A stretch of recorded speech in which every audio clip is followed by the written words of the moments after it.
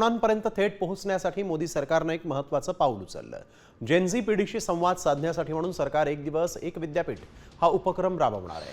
या अंतर्गत दररोज एक केंद्रीय मंत्री विद्यापीठाला भेट देईल। विद्यार्थी आंदोलनाच्या पार्श्वभूमीवर तरुणांचे प्रश्न जाणून घेणं आणि शासकीय योजनांची माहिती देणं हा यामागचा मुख्य उद्देश असून शिक्षण मंत्री प्रल्हाद जोशी आणि क्रीडा युवक कल्याण मंत्री मनसुख मांडवीय यांच्यावर या उपक्रमाची जबाबदारी सोपवण्यात आलेली आहे। तर नेमका सरकारचा हा उपक्रम आहे तरी काय, पहा ग्राफिक्सच्या माध्यमातून। एक विद्यापीठ या संकल्पनेअंतर्गत केंद्रीय मंत्री दररोज दौरे करणार आहेत।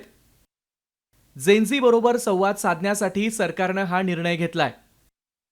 विद्यार्थी आंदोलनानंतर तरुणांच्या समस्या आणि त्यांचा दृष्टिकोन समजून घेण्यासाठी हे दौरे केले जाणार आहेत। विद्यार्थ्यांना विविध युवा आणि कल्याणकारी योजनांची माहिती देखील दिली जाणार आहे।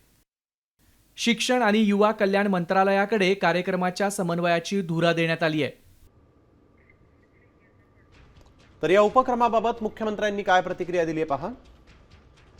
आहेत ही आपलं भविष्य निर्माण करणारे केंद्र आहे आणि अशा प्रकारचा संवाद झाला तर शासन काय करतं आहे, देशाची दिशा काय आहे, जगाची दिशा काय आहे ही आपल्याला विद्यार्थ्यांपर्यंत पोहोचवता येईल आणि विद्यार्थ्यांचे आशा आकांक्षा अपेक्षा आणि स्पंदनं ही त्या ठिकाणी फर्स्ट हँड आपल्या मंत्र्यांना देखील समजतील। एक चांगला उपक्रम।